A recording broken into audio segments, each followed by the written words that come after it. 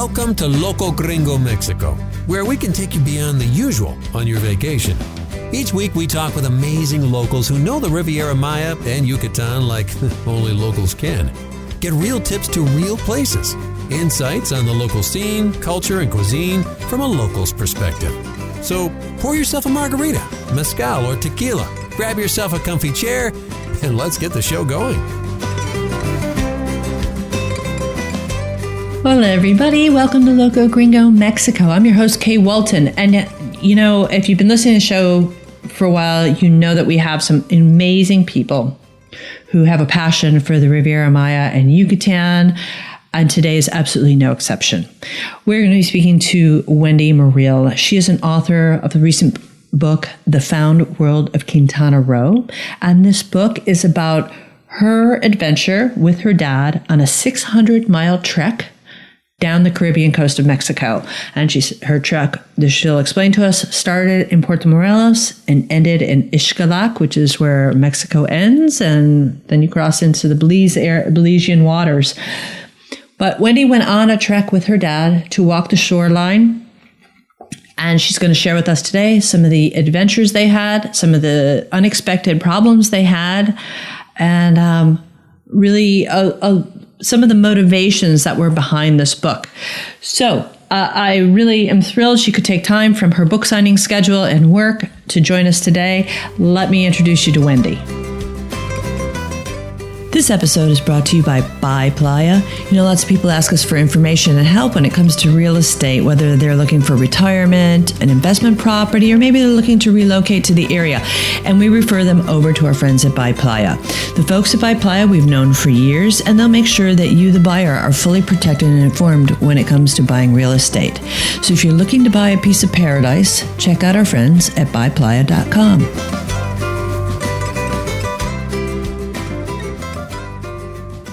Hey, Wendy. So glad to have you with us today. How are you? I'm great. How are you? I'm fine, thanks. Hey, I'm really super thrilled to have you on the show because I know that you just came out with a new book called The Found World of Quintana Roo. So thanks so much for joining us. Thank you. You're welcome. Hey, Wendy, I wanted to ask you now I want to set the tone for our listeners in terms of why the title, The Found World of Quintana Roo. And I want to reference back to a book that was written in 1963 by Michael Pichel, which was referred to as The Lost World of Quintana Roo. And I wanted to see is what did you find? What are you looking at when we read the Lost World of Quintana Roo, which I know is a classic favorite of so many people who are in love with Quintana Roo? What was the motivation from going from the Lost World to creating the Found World? It didn't really start with that book. It started when I went to Mexico for the first time, to Yucatan, and I had taken a beach hike afternoon with my dad. And then I instantly fell in love with the beaches and the country and the culture, the people, and the adventure of walking the beach. And what year was your first trip down, or what? My first time was 2005. Oh, okay. And we had just taken an afternoon beach hike, and there was a storm. There was a abandoned hotel, and there were lizards all around living in the hotel, and I felt like I was looking for treasure, and just all beautiful beach. And on the last day, my dad suggested that we take a taxi 20 miles down the highway, find the beach, get dropped off on the highway, and find the beach and walk all the way back, which turned out to be way more than 20 miles because of highway versus coastline. So that right there, I just instantly fell in love with walking the beach. Which it wasn't beach until was 2006. It? That was, we were staying at Iberostar, Mayan Riviera, and so if you go 20 miles down the highway and get dropped off, that's where we started walking. Wow. And then it wasn't until the winter of 2006 when I read The Lost World of Quintana Roo. And that's when I realized that the entire Yucatan is all beach. No major rivers like there are here in Maine. So it's possible that you could walk from Cancun to Belize, and I found out that you can by reading that book. And so I wanted to continue on, and my dad said, okay, when do we go? When do we start? So that's how it started. So did you start? So you started in Cancun. I mean, tell me, because I will say, I'll say this. No, I'm sorry to interrupt. Is that I have to say I admire you so much for doing this walk, because I've always had this fantasy of doing what you did. It's amazing. Where did you get start? Where did you start? And tell us about that journey. Yep. The actual starting point is right outside of Cancun in Puerto Morelos. Here in Maine, because I've done many, many slideshows for about 10 years on this trip, nobody knows where Puerto Morelos is. Some people have not even heard of the Yucatan, but everyone mostly has heard of Cancun. So the actual starting point is Puerto Morelos. And then so you started in Puerto Morelos and continued then south. Right. And I know there's lots of beaches, but there's also a lot of rocky shoreline along the way. And yes. What did you do at Puerto Morelos? I know there's a marina there, and I don't know if the marina was there. We had to walk around it. You walked around. Wow. Yeah, had to walk around, and then continue on the beach again on the other side. And so what did you do? So did you carry a backpack with water and provisions? And then where did you spend the night? In hotels or string up a hammock? We brought a backpack. It wasn't a fairly large backpack, about 15 to 20 pounds. The most we could carry for water were 2 to 3 bottles of water. We also carried a machete and a hammock and mosquito netting. So we used the machete for opening coconuts. Those were our source of hydration when our water ran out. We also carried the machetes for protection. Some of the dogs were chasing us and trying to bite us, growling at us.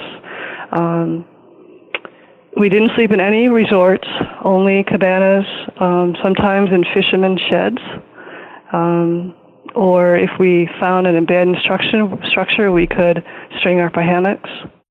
Amazing. Now, what were some of the challenges that you did not expect or prepare for that you had along the way? That is a very good question, and I can go back to the book Lost World of Quintana Roo.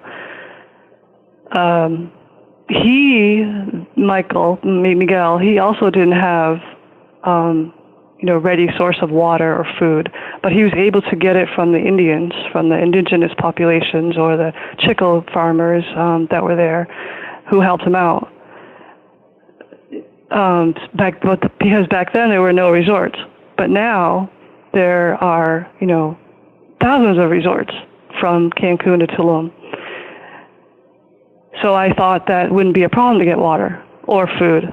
However, it was very much a problem, because all these resorts are all-inclusives, and you have to have a bracelet in order to go to the beach bar to get water or a hamburger or a drink or whatever. But we didn't have that. We didn't have a bracelet, and we looked pretty dirty and grimy, and we've been hiking for 20 miles a day, 120 miles for that week.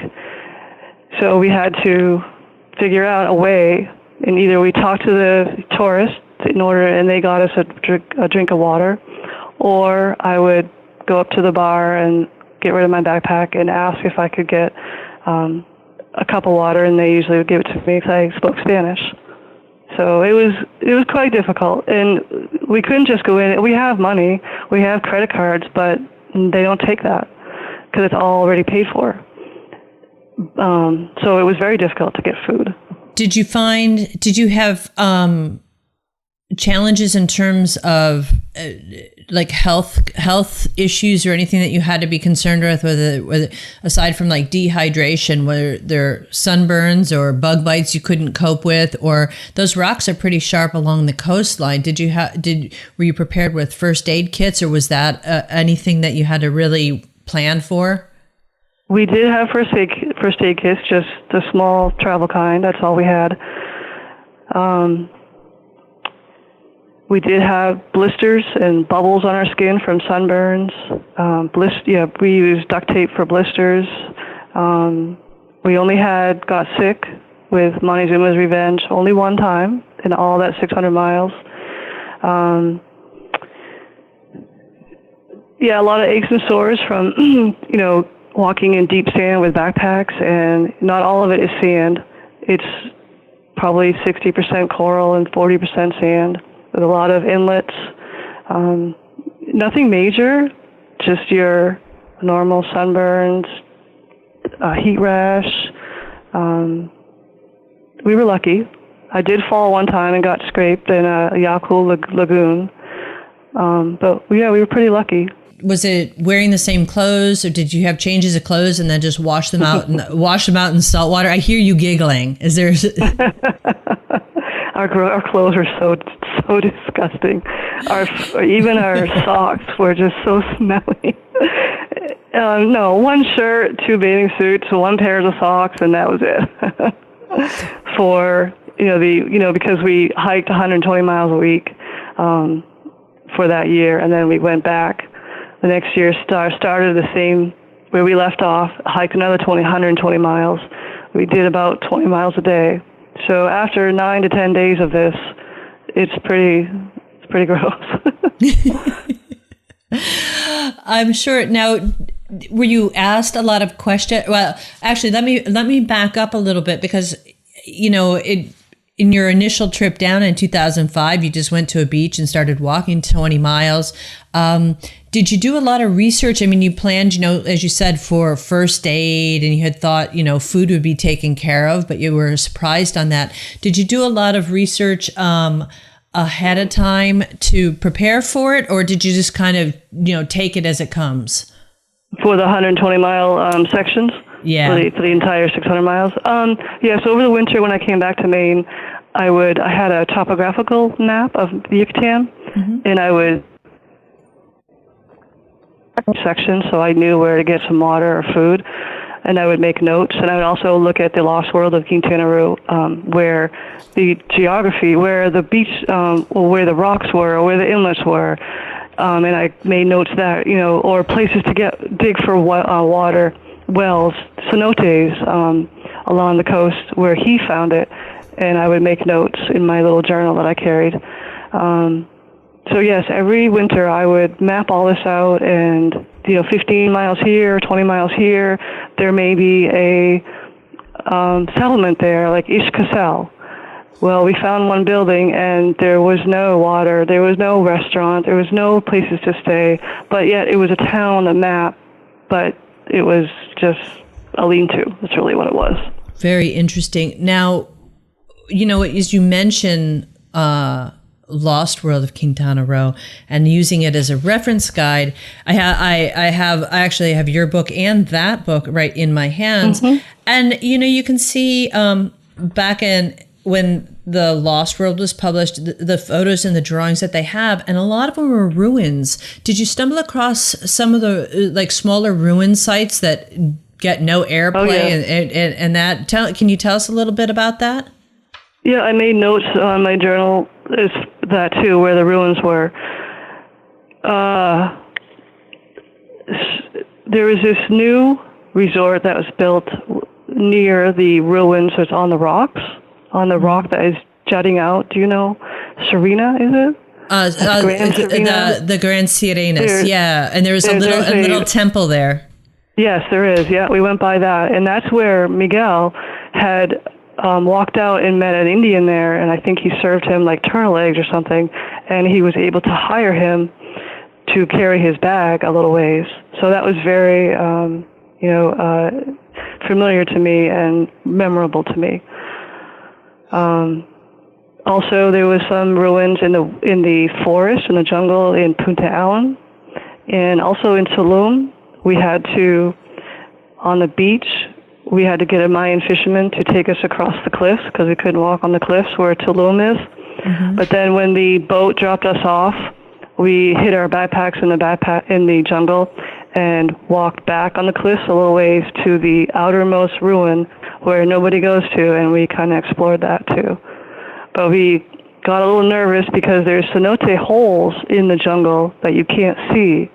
So if you were to fall down one of those, nobody would ever know. Now, so it was very adventurous. I can imagine. Now, can you tell us what part of the coastline, and I've been fortunate enough, I haven't walked it, but I've certainly flown it and have driven along a lot of the coastline. What areas did you find to be the most difficult? I mean, it's easy. If you're walking down Playa del Carmen, even back in 2006, you got a lot of beach and everything along the way. But as you get to places like Xcacel or Yakul was not as grown up, but were there specific areas that stick in your mind? You went like, wow, this place really was difficult. Oh, yes. Right before Xcacel, there is an inlet.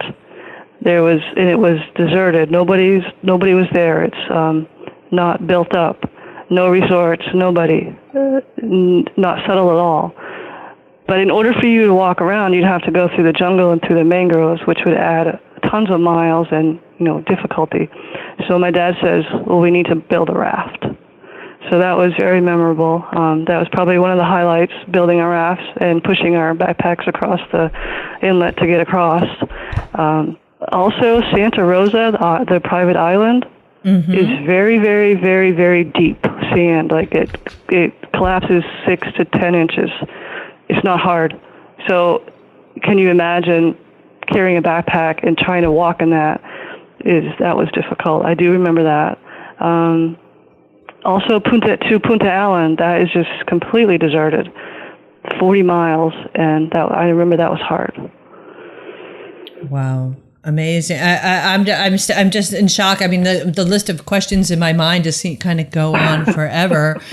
And that, tell me a little bit, and I have only seen this through the air and everybody now, I mean, back in mid 2000s, 2006, 2007, it wasn't the Costa Maya yet. But if you look at the areas, you've got, where is it? Punta Herrero and yes. Rio Indio. And Mahahual, El Placer. Yeah.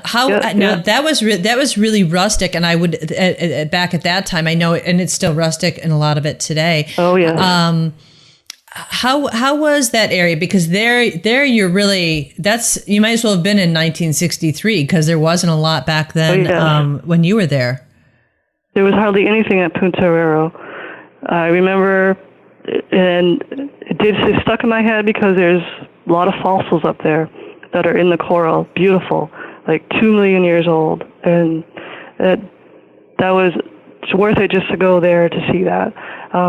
But the only restaurant I know of is in Rio Indio, and that was one tiny shack, and that for the restaurant, and a fried fish, and that was it.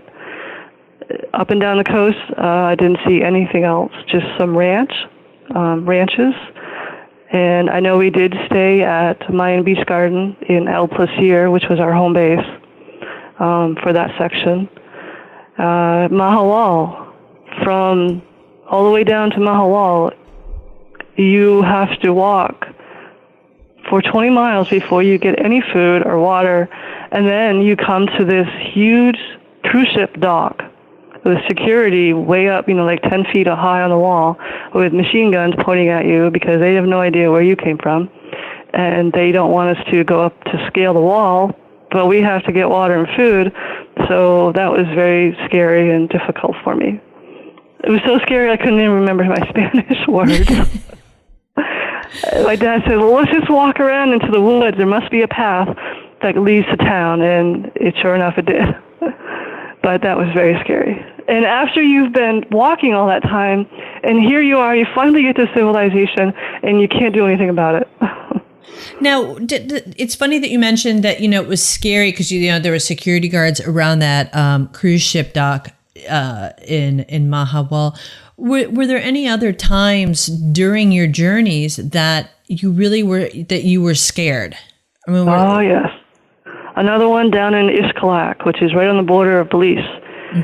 Because it starts to get to Belize, the geography, the landscape changes, the coastline. It starts to become, it's no more beach. It's very, a lot of inlets. It's very rocky. Mangroves are coming up. So you're kind of running out of walking places. So we had to take to the jungle, and we found a path that would lead to the dirt road. In the middle of that path, in the middle of nowhere, no towns, all of a sudden there was a motorcycle, and it was blocking our way. So we had to carefully go around it without knocking it over, and then all of a sudden we met up face to face with the owner of the motorcycle, but we had no idea why it was there, or who it was, or that was very scary for me. Also, scaling the cliffs at Tulum to go back to that one ruin, that was very, very scary. It was like a 45-degree angle, and the waves were just crashing, and the coral was very, very, very sharp. That was scary for me too. Any big snakes or wildlife that kind of brought your heart rate up a little bit? Well, I am a fan of snakes, so I'm not sure that it raised my heart rate in terms of being scared, but I did try to pet it.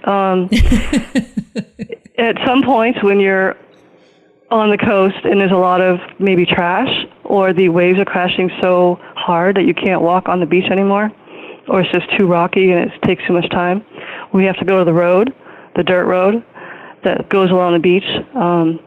That has pluses and minuses. The minus is that there's a lot of bugs, horseflies, biting, and it's very, very hot, so you don't have that breeze anymore, or the water to cool off. However, you do see more animals, and we did see a Central American boa constrictor. Boa constrictor. I love those. So do I. I like snakes, So do I. I love them. We saw a lot of those agoutis, the one that resemble raccoons. Yep. They were always foraging along the coast. A lot of lizards, a lot of marine iguanas, tons. A lot of bugs. Jaguars? Nope, none of those. That's a bummer. At one point we thought we saw one, but we were so dehydrated and a little bit delirious that we are not sure what we saw. I laugh at that because I was delirious and dehydrated somewhere, and I thought I saw a herd of zebras. And actually, Where? I did. I was in Africa, and actually there was a herd of zebras, but I thought I was hallucinating. But that's a whole nother story. No, so I understand. That was in Aventuras, the back in the jungle in the mangroves, and we were trying to find our way out, and we did see something run across the path, but we are not sure what it was because we were we weren't doing so well at that time. I have a question for you. We've talked about some of the things that you weren't prepared for, some of the surprises that you had along the way, like finding food and that. What did you find as a person doing this trek? What made now the world of Quintana Roo found for you? Was it just experiencing the natural environment? What resonates most in your heart that you really discovered while you were doing this walk? Personally, or why did I choose that title? No, personally. Personally, yeah, was there anything? No, was there anything that really you went, wow, this is what I discovered. This is what I discovered, both about the area, but also maybe about yourself doing such an arduous trek like this. The time that I spent with my dad would be one of the most rewarding, but I also discovered the Mayan city, Felipe, Puerto Morelos. That was a treasure. And I go back every year on cooking classes or Spanish classes or homestays. So that was a real discovery for me. Challenging myself too physically was really enjoyable. When you mentioned Felipe Carrillo Puerto, now did you walk in? Did you walk into the city itself? Because I mean, that was kind of still a thriving. It's a city at that time. Did you walk in from the old lighthouse at Vigia Chico? Don't remember that. Okay. We didn't walk into Quintana Puerto, but it's the hub station where, in order for you to get to, in order for you to get to the Costa Maya, Punta Arero and El Placer and Mahahual, you have to go through on 307 to get to Costa Maya. So when it was from Punta Arero to Xcacel, one has to go through there. And when I first arrived in the park in Quintana Puerto, that was just when I fell in love with the park, and it was really slow, and the people are English, so I could practice my Spanish. Very, very interesting. Now, if you had to share with with your readers, and if they read this book and that, what's one of the takeaways that you would like your readers to get from your book? I think the time that I spent with my dad, that was obviously important to me, and for other people to spend time with their loved ones, and if you have things in common, do things like this, whether it be hiking or biking or whatever, challenging yourself physically, I'd say, but also just enjoying the culture where you are if you're traveling, because I did go off to the resorts, and I tried to speak their language, and I learned how to speak their language, and that just made it much more enjoyable. Can you tell me, Wendy, I know that you donated the last 100 miles to cancer research at the Eastern Maine healthcare systems. Can you tell me a little, what was that motivation to donate that last 100 miles to them? Yes. I have a microbiology degree, and I am specializing in biochemistry and cancer research. So at the time, I was a lab manager at a cancer research lab for Eastern Maine Healthcare, and I had done slideshows for the entire state of Maine, and I've done them for 10 years. I had done one for the lab for the institute, and the business manager there proposed that I set up a fundraiser so that when I crossed the border, people could donate money for cancer research, and then I would, in return, give it back to the research. And so I was able to go to radiation safety officer school so that we could have our radiation license and continue our research in another direction. So that was very rewarding. There's I'm sure that you could talk forever, Wendy, and for all of our listeners, just to let you know, is that I there's so much great detail in Wendy's book that it's impossible to cover it all in one conversation. It leads me to that what's next? Do you have future walks in the Yucatan Peninsula scheduled, or you go, no, one book is enough? What do you have? What's on your agenda for your next trek or Mexico adventure? We did just come back from Mexico, and my dad and I have brought our family, my fiance and my great aunt, to these places where we walked by, like Tulum and the cenotes, and so we are visiting these places that we didn't actually get to spend time in. So we're kind of recreating the trip and showing them places. But next year we're planning on going to Bacalar and Valladolid, and we're thinking about another homestay in Quintana Puerto. So we have some adventures in our minds in the Yucatan. Awesome. Awesome. Well, I hope, if there's anything that we can do, certainly to help you, we're more than happy to. If anybody wants to contact you, Wendy, how's the best way they can, how can they reach out to you? You can look me up at University of Maine, and my email address is Morrill, Morrill, @maine.edu. It's in the history department. If you go there, you'll see my name. Awesome. And your book can be found on Amazon. Yep. Amazon.com, under my name, or put in the title. Awesome.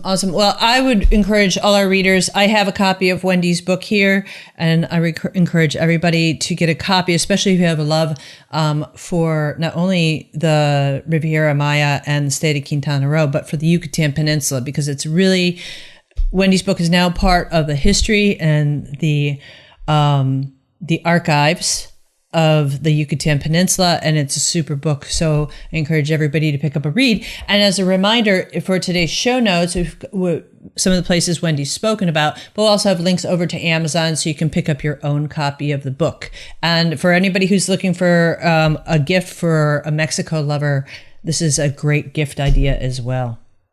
Or a beach read, Or a beach read, exactly. Well, Wendy, thank you so much. Please keep us posted on any upcoming adventures that you have. We'd love to hear about it, and really, you go, girl. We really support you and really admire you for your accomplishments. And it's really a great experience to have with your dad, and that's just as cool as walking the shoreline. Yep, thank you very much. So wonderful. Thanks. Well, are you inspired now to move down here? Do you want to move down here and have a little place of your own? Well, then you need to talk to our friends at By Playa. They have a friendly and knowledgeable international staff. They speak lots of languages, and they are known as being a buyer's agent. Well, what does that mean? That means they are only going to show you and sell you properties they know that have escrituras. An escritura is a title. And it's part of their due diligence to make sure the title is clear, there's no liens, and that the person who's selling the property is actually the owner. By Playa works with lawyers that specialize in fideicomisos, which is a Mexican trust. You may have heard of it already before. And they can address things such as capital gains problems immediately and right up front, so that you have no surprises along the way to closing. So contact our friends at By Playa at buyplaya.com. Well, thanks everybody for tuning in. But before you go, I just want to remind you, you can find Wendy's book, The Found World of Quintana Roo, on Amazon. If you go to today's show notes, locogringo.com/podcast, we will have a link over to Amazon directly over so you can get a copy of her book. It's a great beach read, as she mentioned, and also a great book for anybody's book collection who's a Mexico lover. So I encourage you to go out and grab that.